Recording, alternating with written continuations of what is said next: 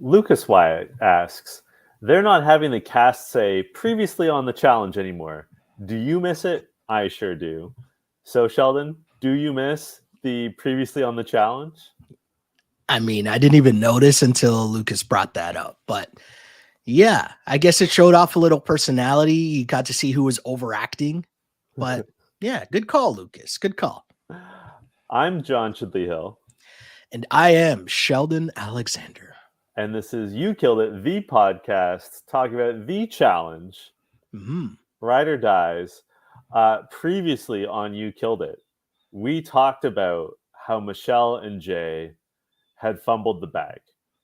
Yes. And we had a lot of listener comments. And so I want to hold on. Can I read one though? Just because there's one from 2 weeks ago that I was mad I didn't see. Sure. Last week's pod, but I want to give Sarah some credit here because Sarah, remember we were talking about the rowing, and someone messaged me on YouTube. Sorry, two things. I'm bouncing around right here because my brain is scrambled. My brain is scrambled, and surprise, I'm like rattled right now. But we were talking, remember the episode where they had to do the rowing? Yeah. So first off, Greg, shouts to Greg, who wrote in and said, solid Adam Van Cooverden reference. First off, I know that's what we do, right? We appreciate that. But we were talking about the rowing, and I was confused about why everyone was struggling, and I asked if it was just a normal rowboat or not. Sarah wrote in, shouts to Sarah, longtime listener, says, just listening to the pod from last week, and if it helps give you some clarity, the boats weren't your typical rowboats. They were crew sculls, the kind that rowing teams use. They work really differently and have a sliding seat like rowing machines at the gym, so you have to understand how to propel yourself in the seat and not only use the oars correctly, but also at the right time in accordance with how your seat is moving. They're also a lot lighter and hard to balance, so they're easier to flip. I like when we get, first off, John is our encyclopedia on this pod. He's a smart one. He gives the information on this pod. But I don't know about any of that, but go on. But I appreciate the knowledge that we are able to give at certain points. And what we always talk about is a community of people that write in to educate us on what else is going on in the pod and on the show, because there's so many moving pieces, whether it's geography lessons or like puzzle lessons or whatever it is. There's so much. So thanks to Sarah for that. Sorry I interrupted you as you started off this conversation with reading comments. No, that's fine, because you read comments too. It all works. So Renee Quinn, and I hope I say her last name correctly, Loudenslagle, I'm sorry, Renee, if I said that incorrectly. She wrote in to say that she doesn't think that Jay and Michelle's moves were that bad. They put in a bunch of strong pairs that are not in their alliance. So whatever happens, the numbers on the other side, not in their alliance, go down. Which I gotta say, that is a very fair point. Yep. Laurel is a threat to them because she doesn't like Michelle. Why would Michelle save her if she knows Laurel would put her in the first chance she gets? It would have been dumb to put anyone in their alliance in, like Olivia, Horacio, or Amber Chauncey. Also, it's totally apparent that lots of pairs like Nani and Bananas are throwing challenges to stay out of the hot seat. I dislike the hypocrisy in the house and on pods. That's a fair point. Anyone else who is winning would be in the same position, calling out 8 people's names of those not in their alliance. So the only feedback I'd give y'all is for more dissenting viewpoints. You guys agree on almost everything, which is fair. We do agree on almost everything, but that's what happens when you're longtime friends.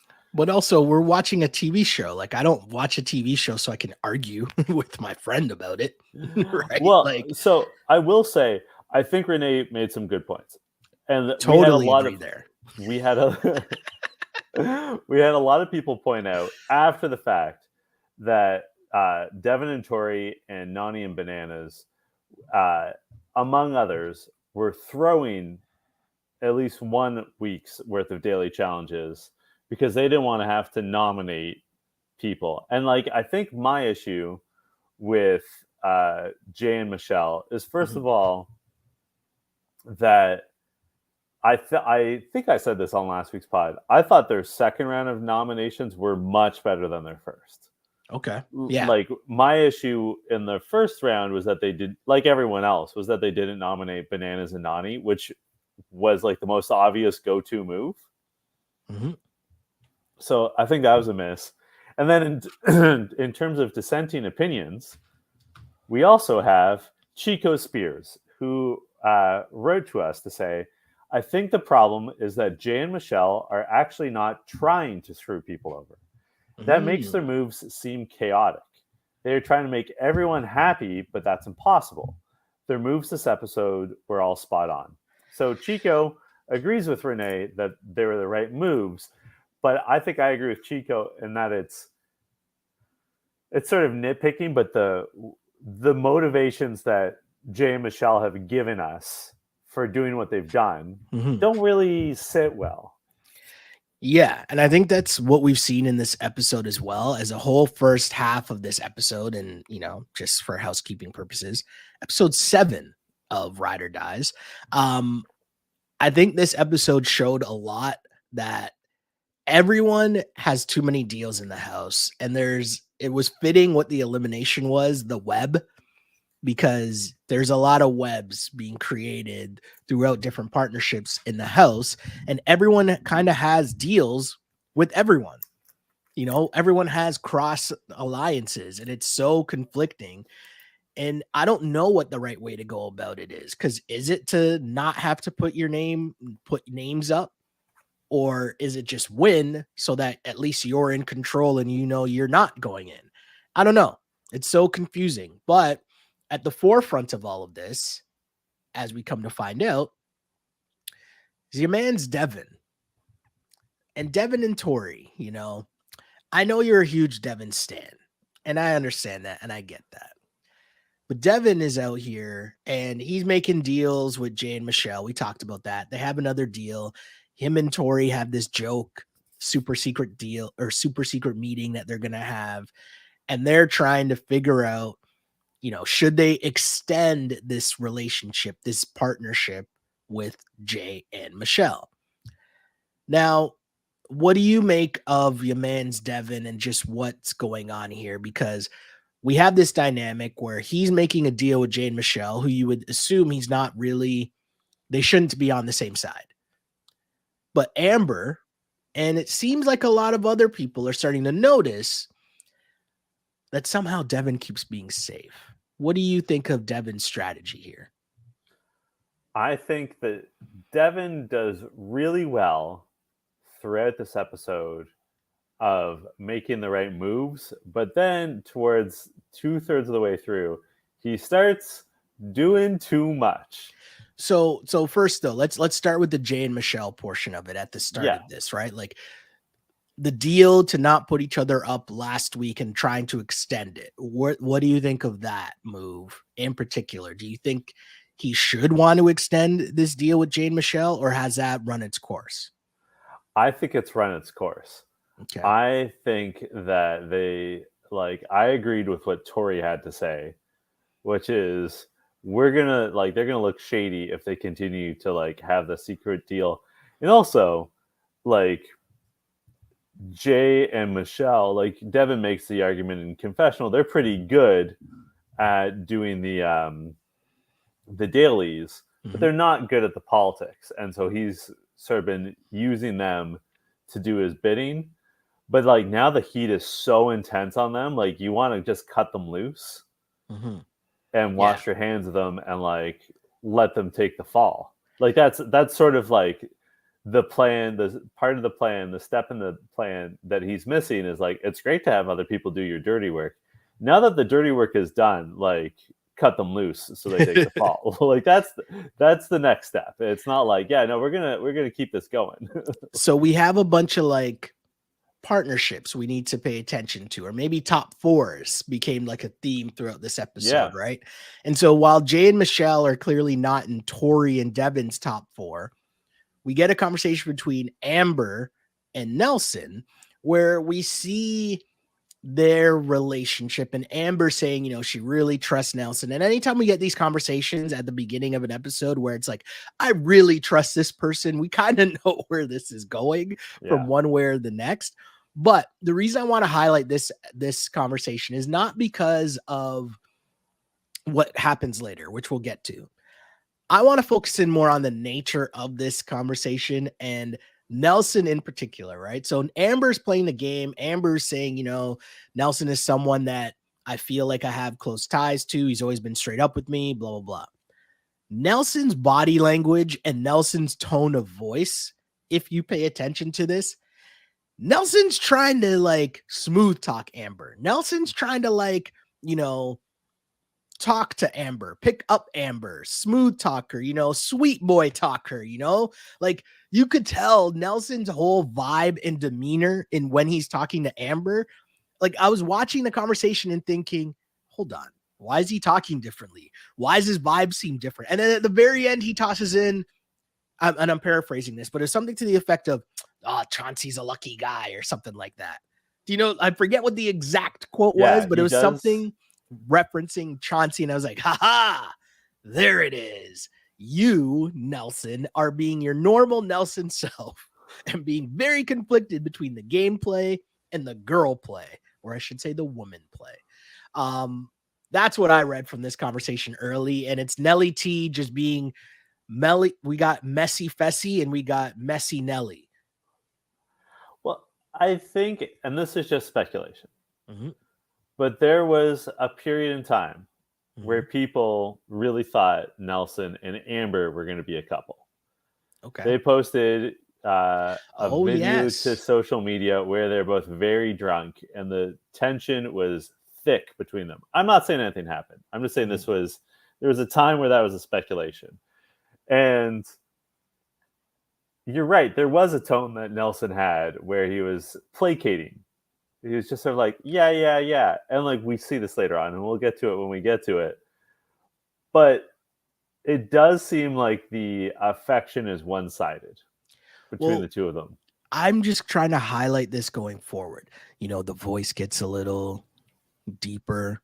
You know, the voice gets a little more sensual. He speaks a little slower. Like a little slower. You're overemphasizing your words. Even the pose as he sits in the chair, he's got a nice little lean. The body language, the posture's a little different.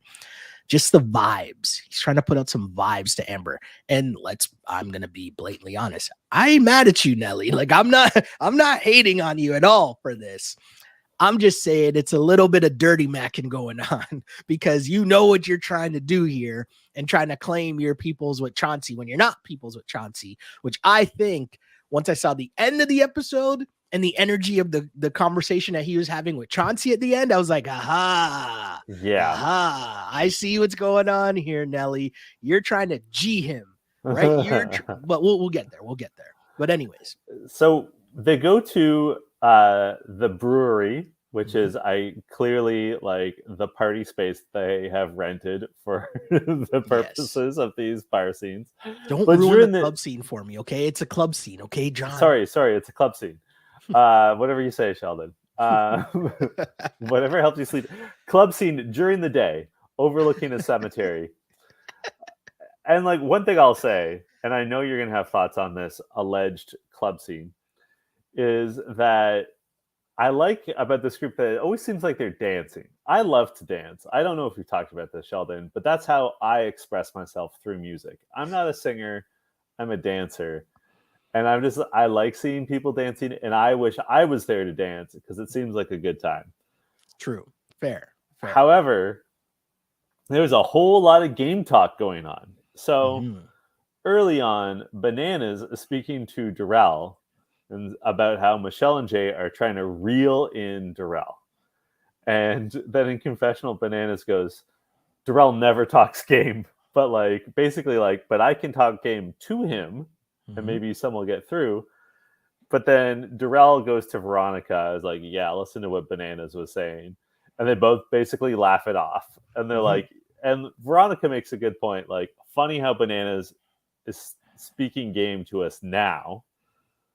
when his name's on the chopping block and it's in the mix. Yeah, and he didn't like welcome us with open arms when we first arrived. Fair point to Veronica. But True. worth noting for later. Definitely worth noting for later. And same with the Jordan Chauncey conversation. We will get there for sure, because that becomes a huge part of this towards the end. Let's get to the daily challenge though. Okay. So peaking blinders, which well played. Cap tip to, the producers for that one. So this one was an interesting daily challenge, right? It's about, as TJ put it, great cardio and memory skills. You have to run down a trail to the answer key, and one person has to balance on top of a pole with one foot. And the longer that you're able to balance, your other partner's on the other side, and they're able to look at a puzzle. And they have to remember said puzzle, and then you run back with your partner, and you have to memorize and put together said puzzle. And of course, it's a race. First team to do it wins. This was a very interesting challenge because I think there's a lot to it, right? It's about endurance. It's about teamwork. It's about strategy and selecting who's going to be the one to memorize, who's going to be the one to balance. How well do you run with your partner? Question, do you have to run with your partner? Like, if could Darrell have just done this by himself? No, because you have to be with your partner so that they can see the other side. So that wouldn't work. What did you think of this challenge? Just in terms of a daily challenge, what did you think of it? I liked it. I liked it a lot because I think it's a great equalizer. I think historically one of the issues with the challenge is that they don't have there's some seasons where they've fallen into either you're good at puzzles or you're really strong or maybe you're a fast swimmer. And or you had good endurance. But this was undoubtedly athletic because of the endurance component and balance. But like balance is not something that they typically tap into. And there's no doubt that like balancing on that is an athletic feat. And I just think it was sort of refreshing and still definitely like, pardon the pun, but a challenge. Like it was not easy to do. Yeah. And so, and like, a Fessy as an example, who's very strong, not very useful in this, right? See, it's so funny you brought up Fessy, because for me, I was thinking, wait a second, Fessy and Mariah, we know are good athletes. Wouldn't they be able to, like, we didn't even see them speeding ahead. We saw Nelson and Bananas leading the pack by a long shot. So you could tell they're obviously trying to win, right? And Bananas is obviously trying to win because he feel like your name was just on the block, so you feel like you need to win. Totally get that.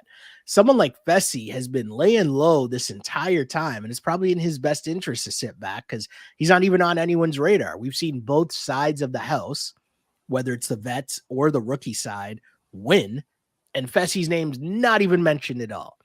So that part of the dynamic and the strategy is still super interesting to me, but this whole thing essentially comes down to Nelson and Nerys. And I'm going to even start saying Nerys and Nelson, which we'll get to, but then also Tori and Devin.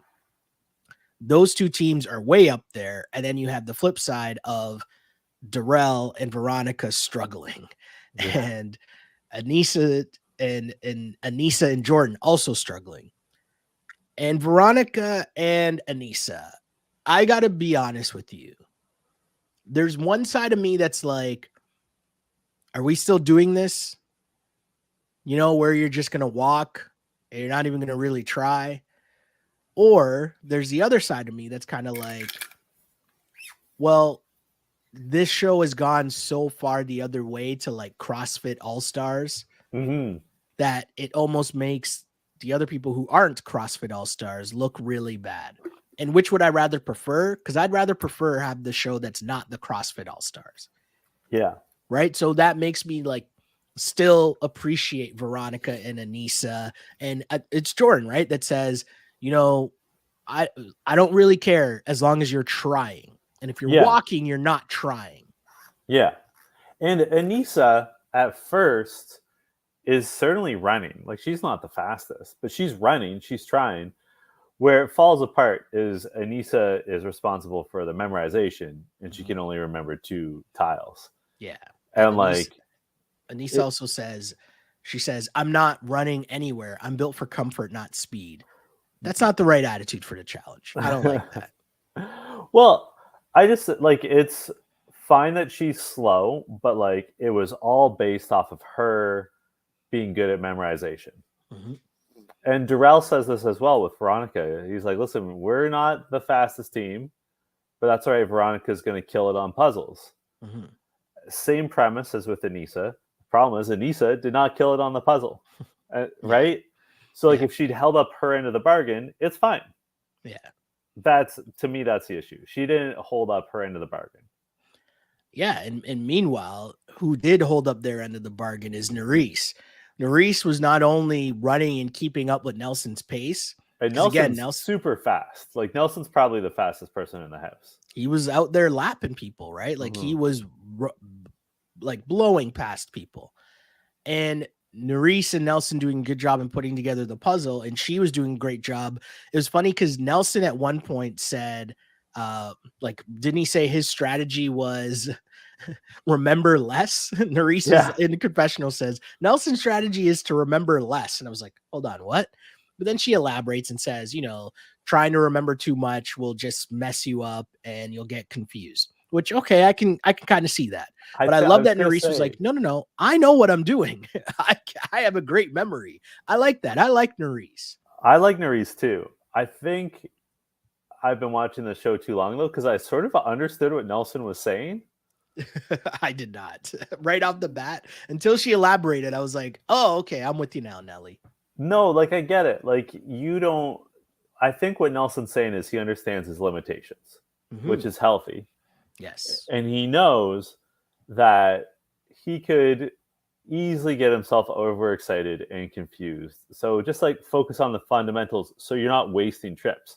Like, again, Anissa and Jordan, and I think also Veronica and Darrell, they could only remember a couple, so they had to do more trips. Yeah. And you don't want to like make a mistake, I think is what Nelson is saying. Agreed. And I think, Nerys saying that she has a really good memory and then showing that, it's just a good balance for their partnership, because there's 2 ways to go about it. In Darrell's perfect world, if you have a really good memory and you're able to walk and you just take less trips, that could definitely work too. The problem was the memorizing part was a little harder than I think Veronica or Anissa or anyone was taking for granted. That's the other part. You don't really have a good gauge unless you're the one trying to memorize and see the puzzle. You don't really have a good gauge of how difficult it actually is. So maybe remembering 2 is the best way, Yeah. I think, I mean, I don't want to like make it sound like, I have a memory castle or anything in my head, but I think that most people should be able to remember 3 or 4 shapes. I think you come up with was it Tori? No, it was Nani. It was Nani, yeah, who had a mnemonic device that she was using. Yeah, and she just referenced each color, the first letter of the color, to a name. And I think, you come up with something like that. You turn it into a song and figure it out. But either way, Nelly and Nerys run away with this daily challenge. Yeah, only Devin and Tori are anywhere close. And they're like, it wasn't really in doubt. Like, they needed Nerys and Nelson to get it wrong. Yeah. Like, that was the only way they're going to do it. And I do want to say this. I want to give the challenge producers and editors a lot of credit, because I will say normally you guys trick me a lot into seeing if something was close or if it was closer than it actually appeared. This time, though, I caught you guys, because there was one shot where it showed Nelson and Nerys running back to put together like their final pieces, and you could see all the people in the background, and then they cut to Tori and Devin also running towards the end of the puzzle, and magically there's no one there, right? So I was like, this is clearly edited to make it seem like it's closer, but I see you guys this time, which normally doesn't happen because I'm assuming that happens way more than we think, right? Like it's not always going to be a close race, but normally, I just want to say this one time you guys didn't get me, but normally you do. Cap tip. Again, Nerese, I want to give her a lot more credit because this is Nelson's second daily challenge that he's won after having the super long streak of not winning. And so it's all because of Nerese. Right? Like we keep saying Nelson wins and it's Nelson and Nerese, and everyone keeps saying Nelson and Nerese, but no. Nelson is winning because of Nerese. You can tell that he gives her credit, but I just want to give her even more credit because I don't think she's getting enough for what, like, think about it. Nelson hasn't won in how many seasons, and now he's won twice? Like, come on. Rochelle Valdez had a question for us. Okay. Why is Olivia in full makeup with false eyelashes, fake eyelashes on for a daily? Well, if you've been listening to this pod, it is something that we've discussed from the beginning. And I think if you are a fan of this pod, you know that we're not haters. You know that we're not the pod that's out here that's like, oh my God, this girl's so hot. Like that's not the pod that we do. We acknowledge the beautiful cast for sure, but we also try to give you the real. And one of the things I said from the get-go is that Olivia, and I've tried to choose my words carefully so that it's not misconstrued, but like Olivia clearly is doing it for the gram, right? Like she is on the challenge to make a TV show to boost the fame, boost the celebrity. And I talked about how the season of Love Island, you saw the transformation, and I said the Kardashian IG model template of just a certain look. Yep. And you see that where, you're going to do a challenge where you're running like a lot. There's no need for you to put on all that makeup to go do that. But yet, here we are. And why? Doing it for the gram. I stand by that wholeheartedly. There's even a scene in this where she talked about something about Nelson, and she's like, oh, our name's off of it. It feels so good to, and I know it's because of our relationship or whatever. And she like laughed. Yeah. I was like, see, this is what I'm talking about. She doesn't really care about Nelson, man. This is just all to like be relevant on the show and like have a showman's quote unquote, have scenes. I like that you're protecting Nelson's heart. I feel bad for Nelly T, Nelly T, he's done a lot of bleepery for sure on this show. Yeah. And you know what? Maybe I take that back as I start to think back to some of the things that Nelson has done and some of the showmances Nelson has had and self-inflicted wounds that Nelson has had. Oh, he's Nelson's done appearance on incredibly Dr. Phil. Stupid things. Oh, I always forget that he's on Dr. Phil. Right. I forgot about that too until this moment. So, hey, him getting played by Olivia in this season, whatever, sure. Maybe Nelly had this coming because he's done a lot worse. Moving it along. So, Devin says, I've just been beat by Nelson in a memorization puzzle. Your guess is as good as mine. No, my guess is Nerese. Yeah, that's the key. It's true. But Jay approaches Nelson to try to, I don't want to say reason with him, influence him, perhaps is the best word. Mm-hmm. And Devin gets in on the conversation as well. And I have to say, Jay and Devin are talking a lot of sense. And like, I was surprised with how much they were on the same page, but like what they both had to say, it was logical to me. So Devin says at one point to Nelson and in front of Jay, I'm a fan of new champions. I'd be a new champion. He gestures to Jay, you'd be a new champion. He gestures to Nelson, you'd be a new champion. Mm-hmm. Let's just make decisions that guarantees there's a new champion. And he advises Nelson to put in Bananas and Nani, Veronica and Darrell, Jordan and Anissa, and Chauncey and Amber. And in that moment, I'm like, oh, Nelson's going to say no to that. He just had that conversation with Amber. And he doesn't really push back against it, which I should have noted at the time. what you should have noted at the time was when the conversation starts, Nelson says, there's so much going on. This game's getting really complicated. He called himself Spider Nelly because he has so many webs around the house. But he says, quote, "What would you do, Devin?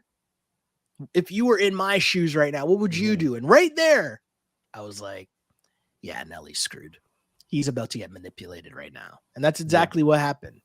Exactly what happened. It made no sense. He's getting twisted and turned in a bunch of different ways. And I think Amber was also, kind of like pulling on Nelly's heartstrings, knowing that she could, pull him in one direction. Devin's pulling him in another direction. Jay's pulling him in another direction. Olivia's pulling him in another direction. All of a sudden, Olivia and Horatio, they ain't worried about nothing.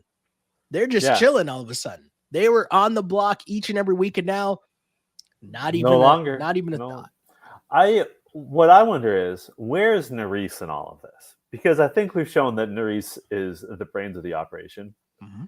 And she and Nelson are ride or dies. And they, I think their friendship is very genuine. They clearly know each other well. Where is she to be like, Nelson, here's the plan. Let's focus on the plan. I know she can't be with him, by his side 24/7. But, if I'm Nerys, I know, just as Devin knows, he's not good at making decisions under pressure. Mm-hmm. So if I'm Nerys, I'm like, hey, even before you're competing in the daily, I think the conversation should be, hey, what if we win the daily? Who are we nominating? Yeah. And I think Nelson really struggled with it. But then in the actual deliberation with him and Nerys, I thought he made a very sound point. His plan was, I want to take out either Nani and Bananas or Jordan and Anissa. Yeah, those are his targets, right? I was going to say, all this being said, that's not bad to take out those two pairs. It made a lot of sense. And the other two teams, he's just putting up Darrell and Anissa, and then Amber and Chauncey, because they would save each other if they pulled the safe dagger. Yeah, that all made a whole lot of sense to me. That was like, okay, Nelson's making moves. This seems to make sense. But there's another dynamic bubbling around at the same time, right? Mm-hmm. People are noticing that Devin and Tori seem to be playing every side of the house, because much like Fessy, except Fessy's doing it on a way quieter scale, no matter who's been nominated, they haven't been mentioned in one of the 4 teams that get put up. Yeah. That's a tough balancing act to be able to manage. And people are noticing what's going on. They're noticing that Devin is friends or talking up, chatting up whoever happens to be winning. So in the actual even in the deliberation conversations where all the teams that you've nominated, right? And he puts up Amber and Chauncey, Nani and Bananas, Darrell and Veronica, Jordan and Anissa. Okay, makes sense. Mm-hmm. In their conversations, he tells Darrell and Veronica that he wants to put in Amber, right? Because Amber would save Darrell. Yep. And put in Anissa because Anissa would save Veronica. That's his thought process. But Amber and Chauncey are not happy. No. And this is where Amber loses me a little here, because I was on Amber's side. But I think when she's trying to invoke the tears and the emotions, I don't like that. I feel like she tries to use her tears and emotions in a way that is manipulative. And then she says, I've been protecting them since I got here. How? I had the exact same question. How? In what circumstance has she had the ability to protect anyone? You don't win. I also, like you, I came into this sort of, I don't know, maybe being neutral on Amber. Maybe that's the best word. Mm-hmm. But I have to point out, if the 2 closest people, she says beyond Chauncey, the 2 people she's closest with in the house are Darrell and Nelson, right? Mm-hmm. And in this deliberation, she says, Nelson, you're in my top 4. And he goes, well, you're not in my top 4. Mm-hmm. What's that say about how she's going about her business in the house But also that's a lie. What? Because That we he's know that her top 4 is Darrell. No? Or sorry, let me rephrase that. We know her top 4 is actually Jay and Michelle. Michelle, So, no? And then it's probably Darrell, and then it's probably Nelson. well, so I was thinking top 4 pairs. Oh, see, I was thinking top 4 people, Yeah. right? But even still, that is like damning if someone that you think is in your top 4, if you're like, if it's not reciprocated, Mhm. and like, yeah, she's tight with Michelle, apparently. She's tight with Darrell, which I think is legitimate, just because like Darrell's Correct. so like no bullshit, and like Darrell said, like Mhm. confirmed. And then she thought she was tight with Nelson, but also, and like this isn't the first time that this has happened to Amber, right? Like remember her first season, she was in the Big Brother alliance, Yeah, and then like it never occurred to her that she was at the the bottom. yeah, she was the least important member of that alliance. Yeah. And then she went on to win, but just because she got paired with CT and Mhm. like they were just dominant. But it says something, it's interesting to note, but it's interesting that she doesn't have a lot of friends truly in the house. No. Like in a weird way, we're talking about how like Devin is too entangled and Nelson's too entangled, and like even Michelle and Jay are too entangled. Mhm. Well, Amber's not entangled. Like Darrell and Veronica's downfall, and to a lesser extent, Amber and Chauncey's downfall, is that they don't really have a lot of people on their side at all. but also too, the way that you're playing the game, you either have to be good at politicking or good at winning challenges. Mm-hmm. Devin, I think Devin and Tori should be a team that could be able to win challenges. And that's why I think Devin's doing way too much. Amber and Chauncey have proven that they can't win challenges, but also they're showing that they're not really good at the politicking. So that's where things get messy. Mm-hmm. Nelson, I was actually giving credit to because I thought he was keeping it a buck and telling it how it is, right? He was, He had a hey, great plan. the I thought line, Nelson had a great plan. yeah, the lines have been drawn. I'm riding with Jay. So he told Bananas, hey, this is what it is. I'm with Jay. Bananas is like, yeah, I get it. He told Amber, you're not in my top 4. Cool, I get it. He told Darrell straight up, like, hey, Darrell, I respect you, but this is what it is. Darrell says, you know what? You seem to have it figured out. All good. So my biggest question in all of this is I think that Devin and Amber are the same, are one and the same, right?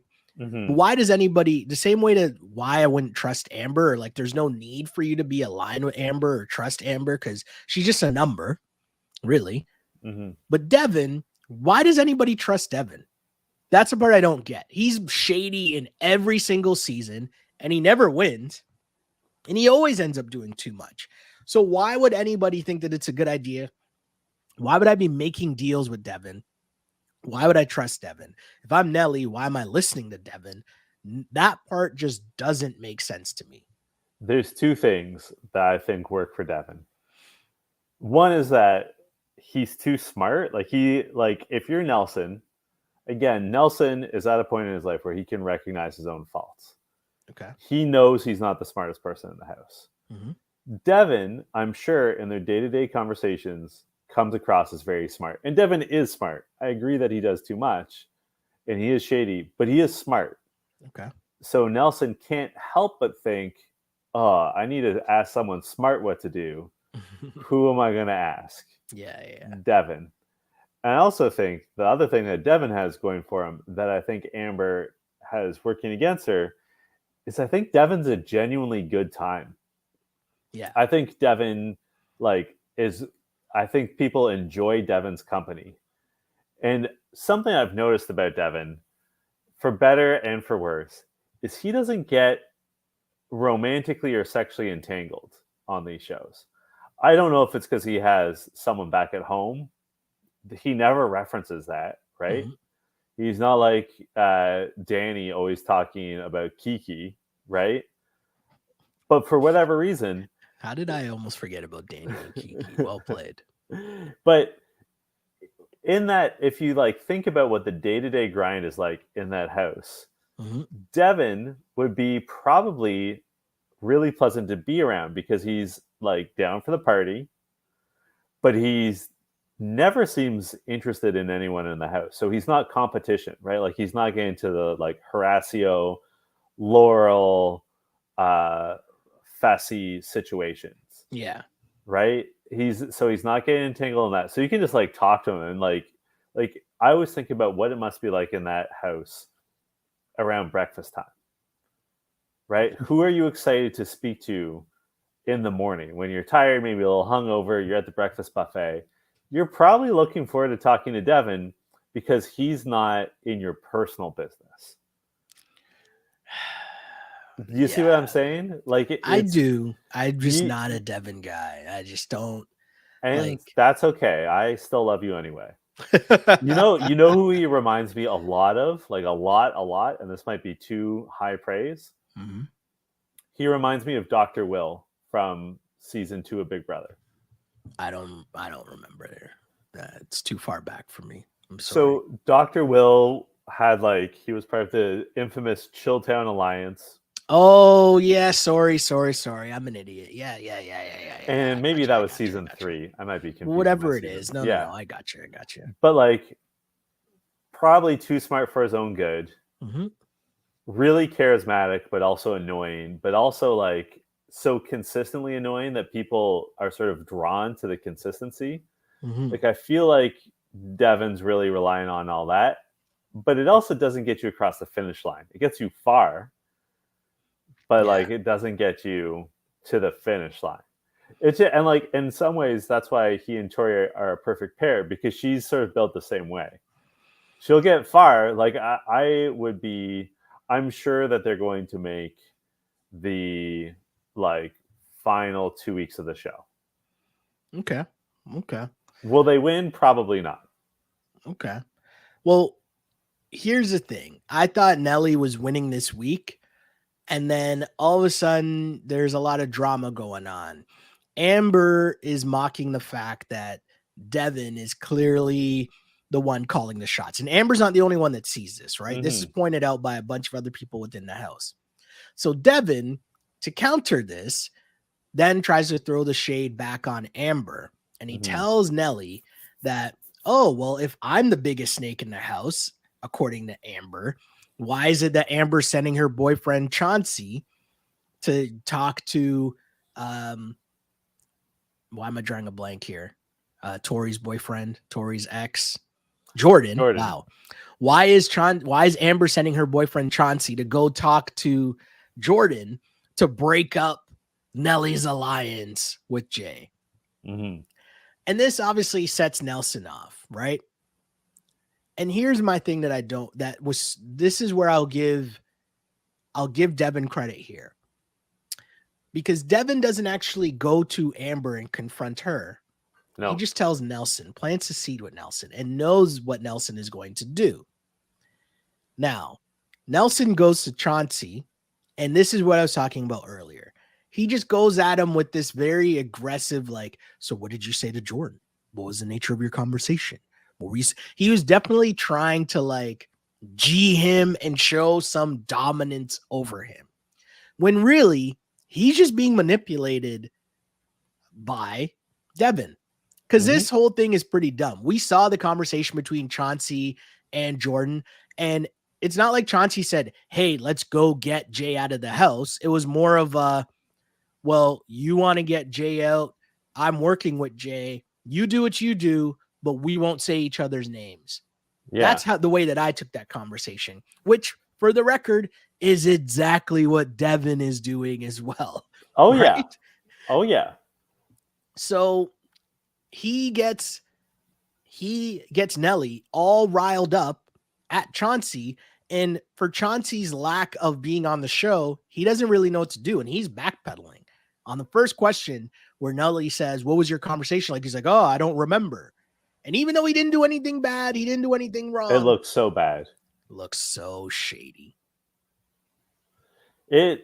So this whole situation, it spiraled out of control, and I think to no one's advantage. Like early on, so when Nelson, it's Nerys brings it to Nelson's attention that Amber's talking shit about Devin. Mhm. Nelson brings it to Devin's attention. And Devin is correct in that if someone in this house, and frankly in life, if someone calls you a liar, you have to address it immediately. You can't be like, "Oh yeah, I'll let this wait till tomorrow." Yeah. You have to like nip it in the bud. Agreed. So he's right that like he's got to do something. Agreed. And I think getting in Nelson's ear about it is fine, and then letting Nelson just like dig his own grave is fine. Once again, like let someone else do your dirty work. Where Devin loses me is that when he tries to confront Michelle about it. Mm. And Yeah. like that's when it spirals out of control. And also, importantly, you and I were praising Nelson and saying like he had the right game plan. All this beef with Amber distracts from what was a good game plan. Yeah. Yeah. You want Amber and Chauncey in the house. Yeah. You want Darrell and Veronica in the house. Those are numbers for you. Not only are those numbers, but Darrell and Veronica can easily be beaten in a final. Mm-hmm. Yeah. Right? Like you want those two in the house. But here's a key part that was not acknowledged in this whole episode. Okay. Mm-hmm. So Jordan says, "I'm coming for your boy." That's really the essence. Jordan is the instigator of this whole breaking up of said alliance. Yeah. Right. That is what Nelson is getting really mad at. Someone just saying, "Hey, I want to take out your boy Jay." Now, if we really think about alliances, who is Jordan connected to? Probably the most in the house. Tori and Devin. Ding, ding, ding, ding, ding. So instead of this whole thing and having Nelson focused in on Jordan and maybe Jordan's ties in the house and who might be breaking up his alliance, it's flipped onto Chauncey and Amber, which really nobody's afraid of Chauncey and Amber. They're not winning any daily challenges, but you know who's won eliminations and who can win a daily challenge? Jordan and Anissa, who are also vets. So now poor Nelson ends up saving Jordan, who is attached to Tori, who is attached to Devin, and that's who you're listening to? That makes no sense. You're listening to the person who is enabling the guy to go at your own alliance. That's where I feel bad for Nelly, because Jordan's going after Jay. And what do you think Tori thinks of that? I think Tori and Jordan are playing together. And that means that Devin and Tori and Jordan are playing together, meaning they are the ones going for your alliance. Chauncey, like the conversation with Chauncey, you know, doesn't even really matter because there are conversations between Jordan and Tori that we're not getting to see. Nelson, I feel bad for Nelson, man. He's getting played by Devin. He is getting played by Devin. And also, I mean, Devin was smart to make such a big deal about that conversation between Chauncey and Jordan. Mm-hmm. But the thing is, what Jordan had to say, he has said out loud in front of everyone. Exactly. Like, it's not news that Jordan's going after Jay. Mm-hmm. Right? And, like, I thought Anissa and Jordan actually acquitted themselves quite well in the deliberation when they said to Nelson, like, yeah, we're going after your boy. And also, notably, he started it. Nelson's like, I cannot deny that he started it. True. Big facts. And I would be more so leaning towards your side in the Devin defense if he didn't make the like dumbest move. And to me, the dumbest move was going at Michelle. Yeah. He made two mistakes. And I love Devin. I'm going to stand by that. But he made two mistakes this episode. The first is that apparently it seemed like it was edited to show that he and Tori didn't even go look to see who Nelson had nominated. Yes. That's a mistake. Bananas pointed that out. Yeah. He was so confident that he wasn't even worried at all. Yeah. You got to at least go and like be like, oh, like you got to do something. Like, phew, I was worried. Yeah, that's crazy. You got to do something. And then he should not have gone after Michelle. Yeah, the Michelle thing made no sense. And I'm going to say this. I didn't like the energy that he was going at her with, right? Because he was, the term gaslighting, I have like an issue with because I don't fully understand it. But I think the reason I don't fully understand it is because I feel like it gets overused, if that makes sense. So I'm going to remove that from what Banana said, right? Mm-hmm. But the overall point of him just like picking at Michelle and saying things that she didn't really say and spinning it into making her, you know, the bad guy in this situation or the bad woman in this situation. I thought that was very weird because there was nothing wrong with what Michelle did, right? No. Devin goes up to her and says, what has Amber been saying about me? Has Amber been saying negative things about me? And Michelle, I thought what she said, she just asked the question about, oh, you know, where's Devin's head at? You know, which, like, first off, you know the answer to the question. You know that they have a relationship. If you want to call out the fact that Michelle, like, you're calling out the fact that Michelle is closer to Amber than she is with you. Isn't that a known fact? Doesn't everyone already know that? You're assuming that Michelle is going to be working with you more than she's working with Amber. Why? You self-proclaimed made a 2-week deal with them, right? That's not a real alliance. That's not a real alliance at all. That's a partnership that you made for like a week. So now you're getting mad that she didn't tell you something that's like a bigger secret or that Amber doesn't like you. That makes absolutely no sense. That was, I just didn't understand Devin's whole point. He's trying to cause a scene, but going about it in just a jackass way. Yeah. No, it's he did lose me. As much as I like him, he lost me there. I didn't like the energy too that he went at her with. Like he was like talking over her when she was trying to talk back, and it made no sense. It just didn't make any sense. I thought it was dumb gameplay and unnecessary as well, because why did he need to do that?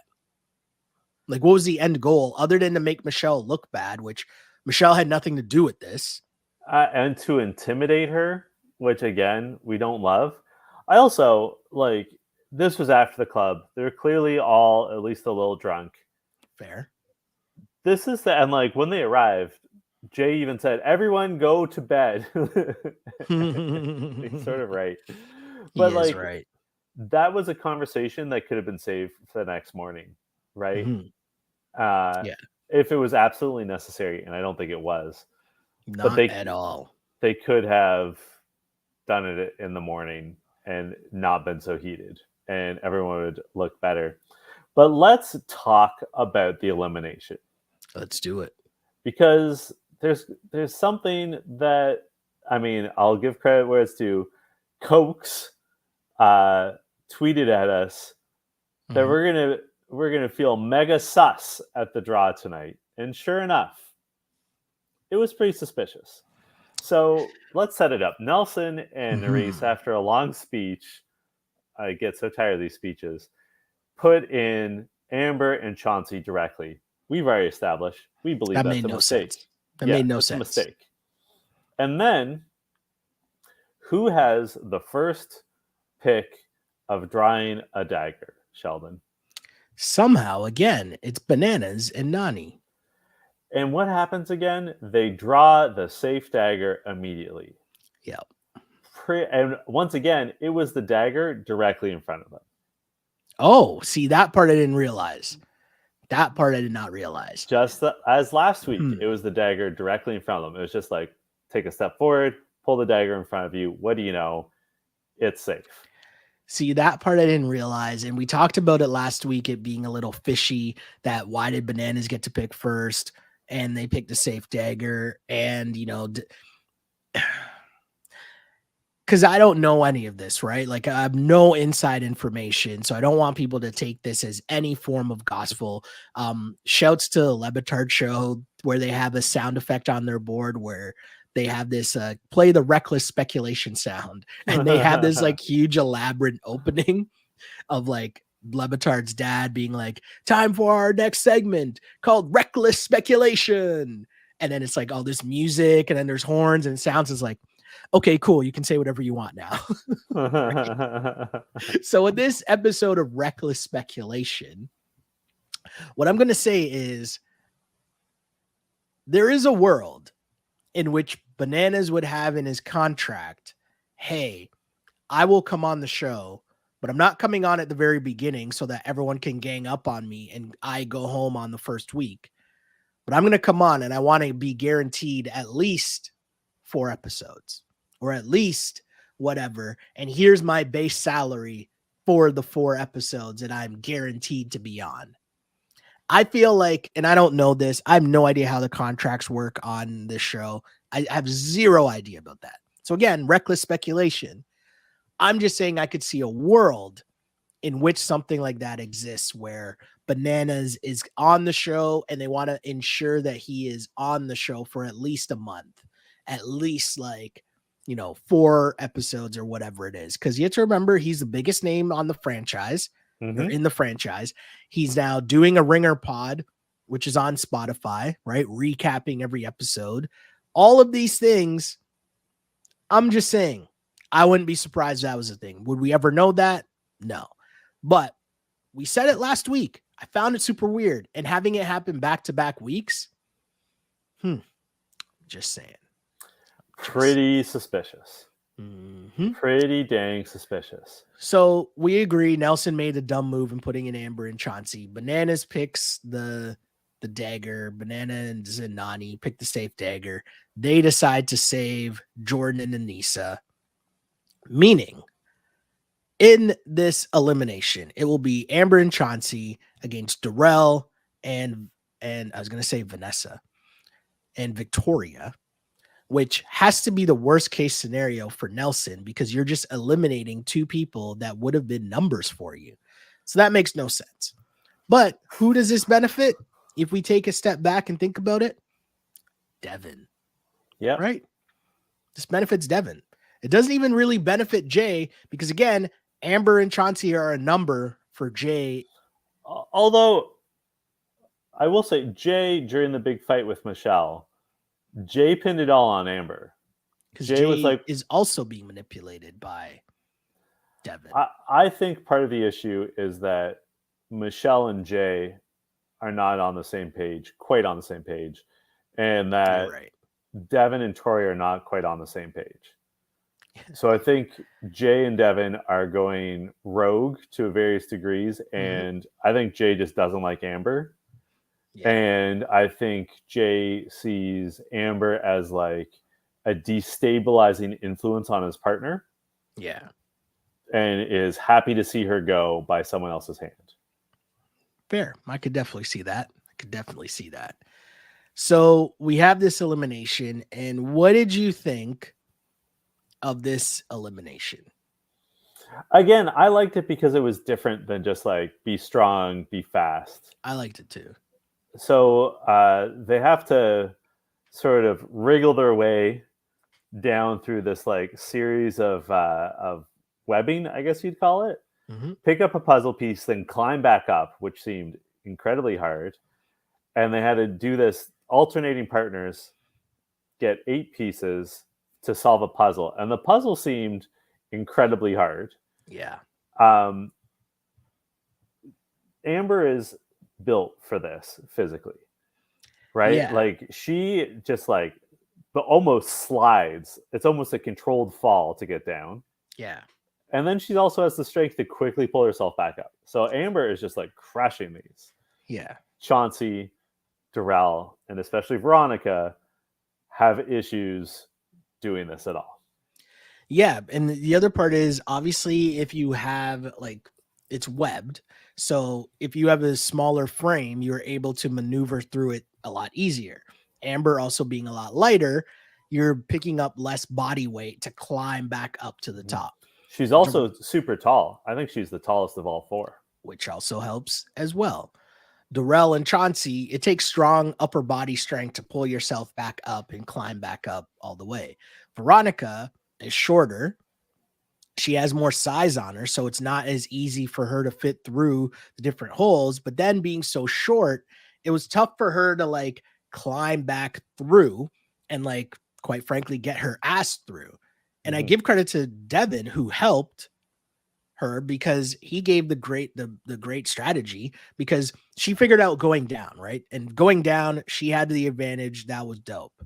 Coming back up, you had to climb through first and reach and then pull yourself through. Lean forward and pull yourself through.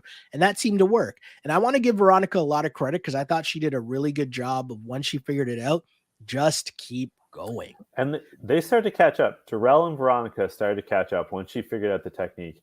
They weren't that far behind. They were maybe 2 pieces behind. Exactly. 2 pieces behind for sure. And Darrell said no lead is safe when there's a puzzle involved. And that's facts. And like everyone starts making fun of them, but it took both teams forever to do that puzzle. Mm-hmm. And frankly, Darrell and Veronica could have won it.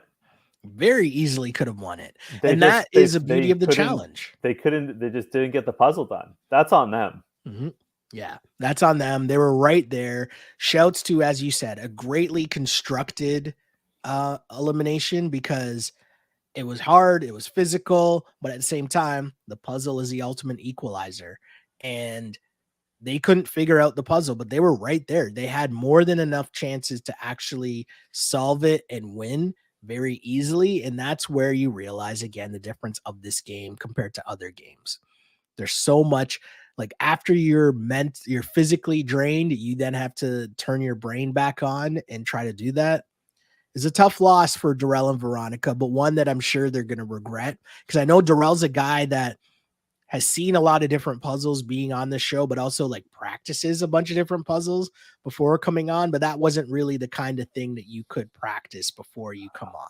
I've never seen a puzzle like that before. And like, it wasn't even really explained to us. Like I gather they had to fit all the pieces in and it was supposed to be a pattern of like sort of infinity symbols. Yeah. The numeral 8, however you want to put it. Mm-hmm. And yeah, it clearly did not come easily. It seemed like they were close to getting it, but not as close. And then I did think it was funny when Amber was like, Chauncey did it. Chauncey put the final piece away. I was like, there's only one piece left in a hole. Right. It's not that impressive. Yeah. But they're clearly in the honeymoon stage. I have to point something out. Mm-hmm. Is it just me? Are Amber and Chauncey like the most awkward kissers? I know I noted this in the very first episode. Yeah. Where they like kissed each other. And like you might recall, I said on that episode of You Killed It, I'm like, have they never kissed before? Like, are they dating? Because like that was a hella awkward kiss. They kiss at the end of winning this. And like they kiss like they're like siblings. Like it's weird. Do I have this right? Do I have this right? They met on Instagram, or did I make that up? I can't remember. Have you noticed that? Like they don't kiss good. As a couple, I do get weird vibes from them. I don't know what necessarily those vibes are or where they stem from, but I do get weird vibes from them. I think that Amber is a very interesting character. And Chauncey just kind of came out of nowhere, and he's kind of like the puppy dog, like following her around, if that makes sense. You know what, though? Those are the vibes I get. I don't dislike Chauncey. Chauncey's done nothing wrong, he didn't maybe like defend himself as well as he could have against Nelson, but like, it's a weird situation. It's a weird thing. And like sort of your first time. I really admired conflict Chauncey on camera. Yeah. I admired Chauncey for saying in confessional, like, I was scared as hell during this. Like, I was nervous. Mm-hmm. We need more men being like owning their nerves and their fears. Yeah. And Chauncey did it. Yeah. Yeah. I mean, huge shouts to Amber and Chauncey for winning this one. And I mean, I thought it was a really good episode because we're getting towards like the nitty gritty of like forcing people into making moves. And I feel like this is multiple weeks in a row where we're critiquing the moves that have been made because they don't really make sense. Like, I'm really confused by what Nelson did here because he seemed to have a plan set out and then just went left field. And I don't know if it was an emotional thing where he felt like, I need to go at Chauncey because, I see this opportunity to try to sun Chauncey because he tried to go at my guy, but I also want to show Amber that I'm like this man, and I'm gonna, sun you guys. Or like, did something change in his plans with Devin and Jay? Just to like strategically, we need to get Amber out of here because she's causing problems. Yeah. That part I don't understand. And hopefully next week that gets explained more because I'm really confused by what Nelson did. And I think that's part of why people have been so critical of Jay and Michelle, as well as now Nelson, is that they make a lot of noise about making logical decisions, and then at the last minute they make really emotional ones. At least that's part of my criticism. I also have to point something out, which I think is really important. The house is now down to 9 pairs. Okay. So whoever wins next week will literally be nominating half of the house. Yeah. Alliance numbers will be key. And like breaking it down, there's no way, like obviously it depends on who wins, but let's say we'll just use Amber and Chauncey as an example. Let's say Amber and Chauncey win. Mm-hmm. So they're in the position. So who are they going to keep safe?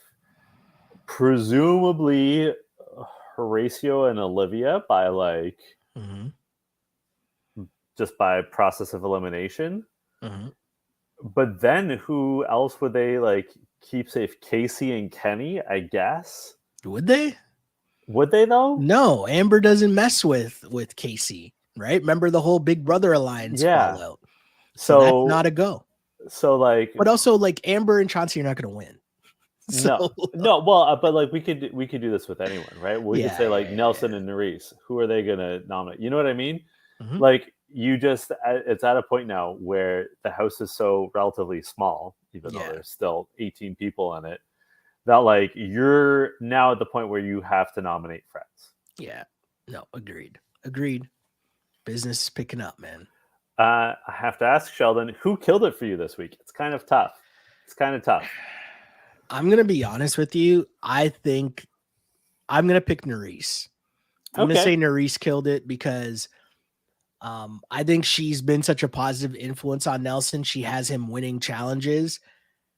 And I think ultimately Nelson makes the wrong decisions. Yeah. She's trying to let him kind of do his thing because she, like in terms of ultimately making the decisions of who to put in, who not to put in, the politics of understanding the Bananas of the world and like the Devins of the world and that side of the game, she understands that she doesn't get that side of the game yet. She needs more experience to see that. And he has prior relationships. And I do also think that that is a good move by her. Instead of coming in and just being like, no, we need to protect this person, bleep it, just put up the other side of the house.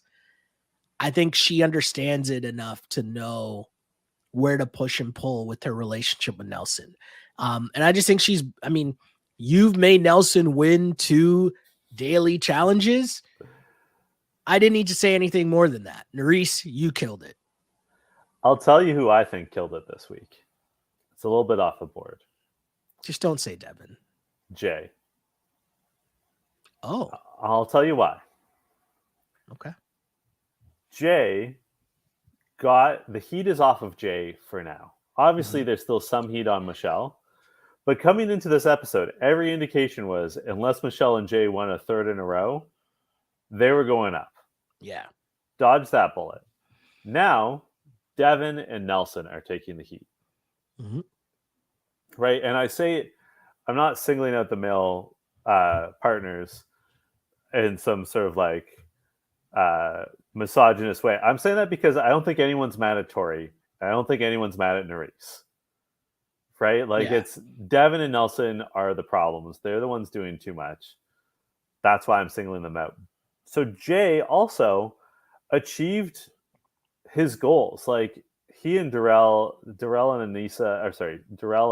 Veronica had not really agreed to be partners with Michelle and Jay. Right? He clearly doesn't like Amber. He made that clear. She's not gone, but like she's almost gone. And he doesn't have his hands dirty at all.